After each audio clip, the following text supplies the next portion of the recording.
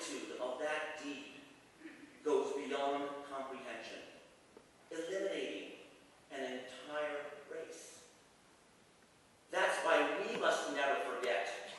Instead, we have an obligation to remember those crimes against humanity and to never be indifferent if and when their manifestations appear again. Today's world is different, but it faces the same universal imperative. The absolute necessity to stand up and speak out for the undeniable right for people to live their lives, regardless of religion, race, gender, beliefs, sexual orientation, disabilities, or nationality. Today, we must commit together to fight for universal human rights and to commit to ensuring that what happened 70 years ago must not happen again.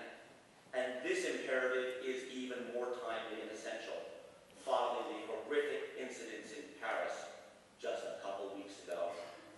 Today, 70 years ago, Soviet troops reached Auschwitz and liberated the camp. British and American troops made similar advances and liberated camps in other areas. The Holocaust was exposed to the world. The millions dead, the countless lives shattered, the dehumanization that was revealed in such shocking detail and which had been so carefully and technically planned.